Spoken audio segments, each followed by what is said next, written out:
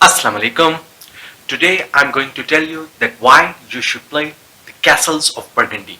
Now Castles of Burgundy is a classic Euro title and it is in for many gamers it is in one of their top 10 games of all time. Uh, but it's also an older game, so that's why it's essential for me that I show you that in current day and age should you be picking this up and why you should be playing it and what are the elements of joy that still exist in such a classic Euro game. Now, the game theme is all about you being different princes or owners of a state who are building their castles, improving their city by building new cities, making pastures, setting ships on sail, improving the trade, improving your city. But in the end, it's all about points, and the theme is not really an essential part of this game, just like many other Euro games. So let's not kid ourselves about it. It's a pure point salad game where you can earn points in various ways and which are represented by these different kind of colorful tiles that you can see on this main central board as well. How the game plays, we will not be going as always in detailed rules, but at least I will give you the gist of how a round plays, and that will give you an idea what different avenues of point scoring will be available, using which you will be actually doing the actions that you are supposed to do, and it will be all about efficiency of your moves that you get to do. The game is comprised of 5 rounds, which are represented by these boxes. Each round, one of these boxes will get empty and new shipping containers will come up. But each round will have 5 turns, 1, 2, 3, 4, 5, and that represents, so it will be 5 multiplied by 5, 25 total turns that you will be playing in this game before you go for the scoring phase. How the game works is that each player will be having their 2 dice of their own colors, plus the starting player will get a white dice as well. All the players will be rolling these dice, and then accordingly they will be deciding what they are going to do with it. The starting player gets another additional advantage that not only he gets to go first, but he also gets to roll this white dice, which actually determines that where the goods right now that are available at the shipping containers, in which area of the city they want to supply those or things. So for example, right now it's 3. Each of these locations have a number. So in the 3 box, I can supply something, but it will be my choice. So I will look at the things which are already available within my city, within my storage units, that what shipping containers are already available, because the more containers of a certain type that I have and I sell them at once, that is a more efficient move for me.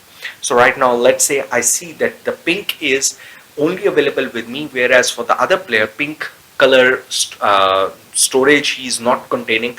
So to me, the more advantage thing is that I pick up this pink one and make it available for future purchase or future gathering when the ships will come in. So that's one thing that the white dice does. The other thing that we will do with our colored dice, and all the players will do, is that they are going to look at the numbers they have got. This is essentially a dice placement game. So using just the dice that you have got, you're going to take decisions. Every player is going to have their own player mat. There are multiple mats available, and these are double-sided. One side is common, universal, which can be used by everyone if they want, but the opposite side is having slight variants. Each board is different. So players can pick and choose which side they want, or they can decide first of all that which side they are going to play on, and that adds a replayability or variety in the game as well. Now let's go back to the game. So each player starts with one main central castle tile, and the rule is these are dark green and these must be placed on a dark green portion, and the players are free to choose for the first tile where they start from. So let's say I start from the center, whereas this player started from somewhere.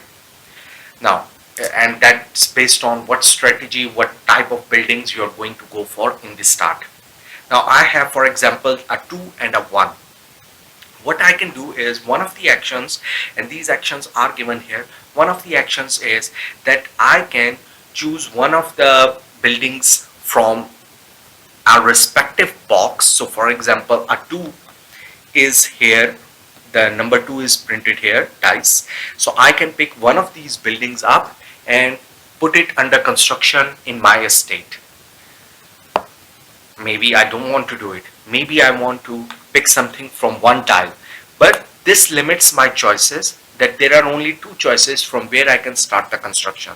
So let's say I'm going to use my one dice, and use dice, I will put it here, and I'm going to pick up a building and put it for construction in my estate. Now whatever you pick up, don't directly go on your estate. It actually goes for under construction in this area, and only once the under construction buildings have been at least one turn completed, then in the next turn I can use them to actually be transferred up on my board. Then the other thing I can do is on my turn, that using any of the pips, I can place one of the buildings on one of these estate squares, but that follows the dice placement rule as well, that I can only place once I have the correct number. And all these buildings must have at least one adjacent side to the other building. So you cannot have one castle over there and your farm is being built up anywhere else. And that puts the limit. So right now, for example, I cannot place this. These brown buildings are your buildings, and these must go in the brown areas, but also with the 2 and also adjacent to any existing one. So those put some conditions on your placement, and then you will be trying to optimize your moves, that okay, if I pick this up, this is not going to be useful for me, but if I do pick this up, it's going to be beneficial for me. So in that way you will be thinking. Anyway, so if I had to, the other thing, one other thing that I can do is I can sell my goods which are having a value 2 on it with my 2 dice. Right now I don't intend to sell, plus I don't have anything which is having the value 2 on them, so I cannot do that as well. And the last thing, if you really don't want to use, I can always pick up another building from value 2 here, but if I really cannot do anything else with my dice, I can always waste one of my dice, any number, any pip, to actually get 2 worker tiles, that they let me modify the dice by +1 or -1 while doing any of these actions. So previously I did have a worker, and what I could have done is, if I'm not comfortable with 2, I will return this. I already have a worker tile. So what I'm going to do is, I have a dice value of 2, and I can use this to modify to a +3. And as soon as I do it, make it a +3, I need to discard the worker. And then once it becomes 3, I could have put my under construction building on this value 3, and now this building is constructed. And as soon as a building is constructed, there are other things that are mentioned here which I get to do immediately. So each building, the advantages of these brown buildings is that they let you do a follow-up actions for free of cost. Even though I have 2 dice, so I get to do 2 actions on my turn, but this lets me do 1 additional free action by building a building. So this one, the carpenter's building, let me pick up 1 more brown building anywhere from the board. And maybe that's what I was going for. So I will pick this up for free and put it under construction. And that's my turn. Then the other player will go whatever he had rolled except the white dice. He's going to do the same things, use 2 of his dice pips to either pick up the buildings, place some of the buildings, take the respective actions. And that will be your normal turn structure. Now, what you're trying to do, or what these different type of buildings are, will come to that, because that will determine that how you plan to score your buildings. The brown buildings, I have already explained that each of these buildings, there are a variety of brown buildings. What they let you do is that they let you take an additional action. Different kinds of action are available on your playboard as a player aid as well. So this board acts both ways. The second type of buildings are these light green buildings, and the light green buildings are your farm animals. So if you are going to build farm animals and a farm pasture here, what it will actually give you bonus is that how many animals are printed on the tile, that's how much points you're going to get immediately around this point tracker, that how many animals you placed. Now there are again some comboing actions going on here as well. So if you have picked a particular type of animal, so for example chickens, and next tile you place is also a chicken, then you don't only get the number of chickens on your latest tile, but you also get the points of the number of chickens on your previous tiles as well, all of them that are in the same pasture. So you ideally want to pick up animals with a lot of animals, plus you want to try to maximize the type of animals in one single pasture as well. And if you have any other tile, any other type of animal, you want to put them in a different pasture.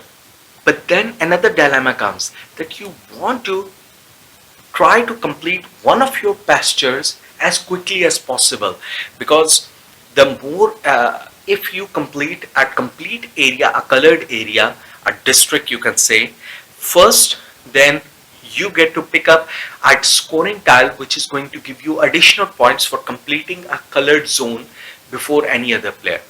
Then the next type of tile are what we already discussed, are the dark green castle tiles. But you start with one, but you in the game there are other dark green areas as well, so you can build other castles within your estate as well. And as soon as you build a castle, you get to roll one dice again and take one additional turn. Then there are these yellow tiles. These yellow tiles are going to be your knowledge tiles, and these knowledge tiles are going to introduce new technologies which let you break the game rules in different ways. So they can add a different kind of scoring mechanism, they can give you an additional advantage per turn, it can do different kind of things, and you will find different symbols on them which you can look in the rule book if you don't understand it from the symbol itself. Then there are these shipping tiles. The shipping tiles do two things.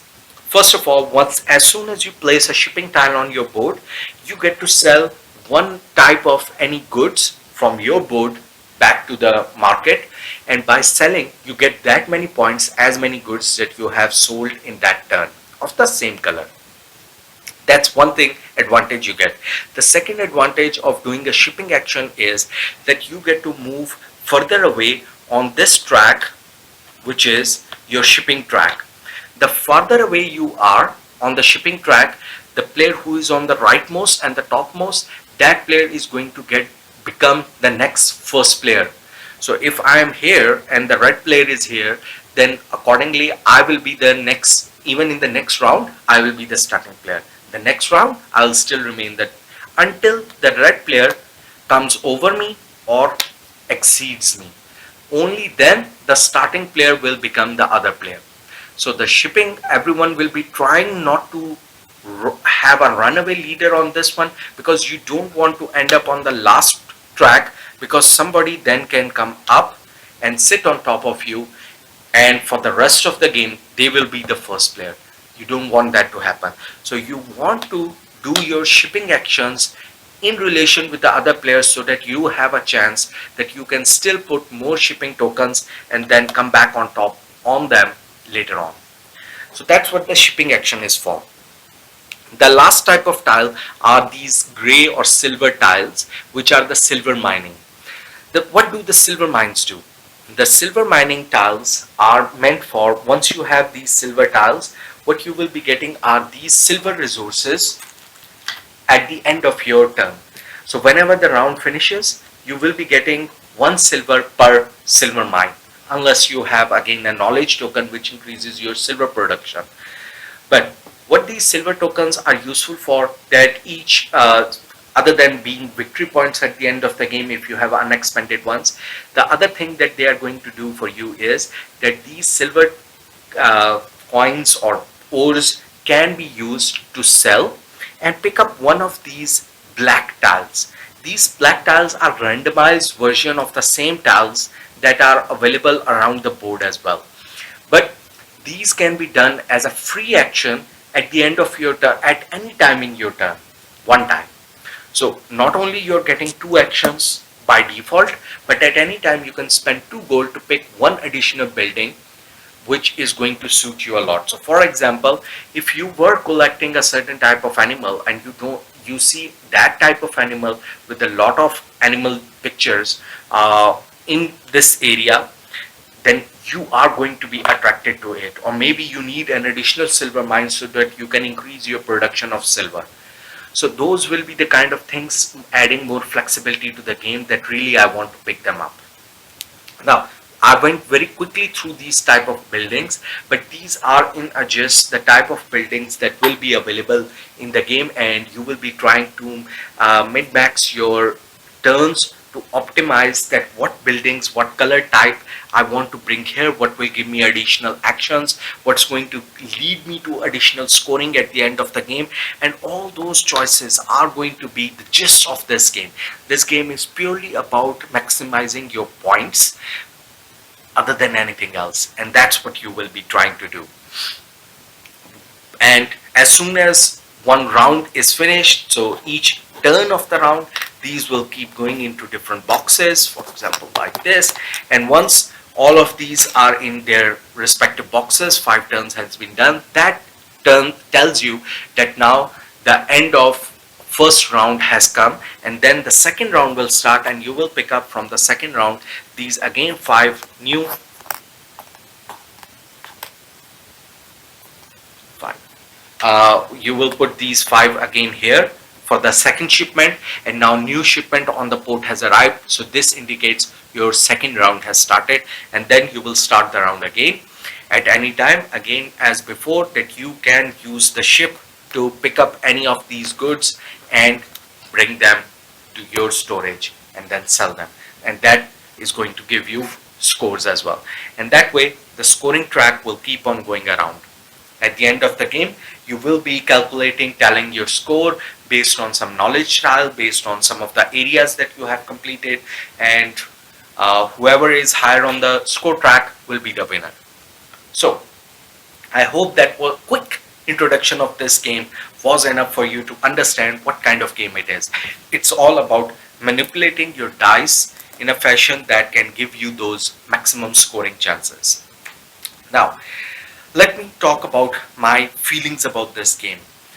It's a very thinky game, yes, but the good thing is that the pips on your dice are going to limit your choices, so your options automatically get limited. There are still a lot of options. I can still do 4 actions, plus using my worker it adds 4 plus 4 plus 4, so it's 12 type of things I can do on a single turn. So it's still a lot that you have to think about, and the same dice can be used in multiple ways. So it's not 12. I can place it here on -1 for 12 multiplied by 3, so there might be 36 permutation options that you would be thinking about, that which one is the best for me. And if you like that kind of calculation, if I go here it will give me this much score, but if I do this, but then 2 turns later I will be having maximum score. If you like that kind of thinking, then this is a delicious game for you. But the bad thing, for modern times, it doesn't feel that modern. It's pure points, points, points, very dry theme in the end. At the time this game was released, it was a hit. It is the magnum opus of Stephan Feld. Stephan Feld is the point salad man. His games are famous for being just about points without anything. And this one is the highest regarded game of his. And it might have been true for the time it came in. So my suggestion to you, that if you are one of those gamers who had started their careers or they are early in their board gaming careers and they pick this up, they are certainly going to enjoy it, because they are going to think, wow, such simple mechanisms and I get to do so much out of it. So it's still going to fascinate them. But if you are very much late down in your board gaming career and you have played a lot of games, this is still going to be an enjoyable game. It might never reach your top 10 games with all the other thematic games that you might have played, because even these days there are a lot of Euro games with a lot more theme than this one.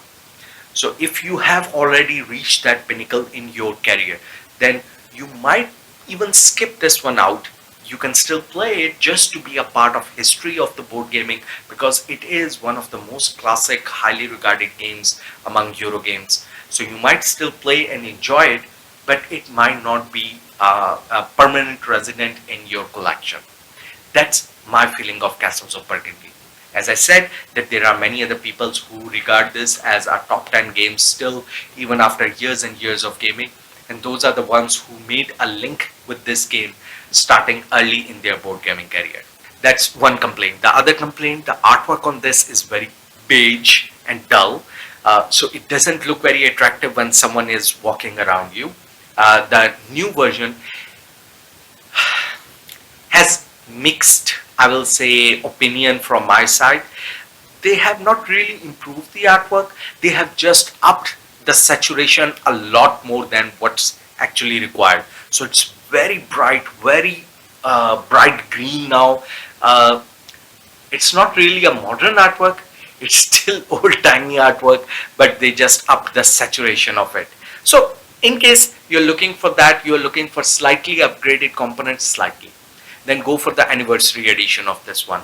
Otherwise, the older edition is now much more cheaper because of the availability of the anniversary edition. And if you really wanted to play this, maybe this will be the perfect time to pick this one up.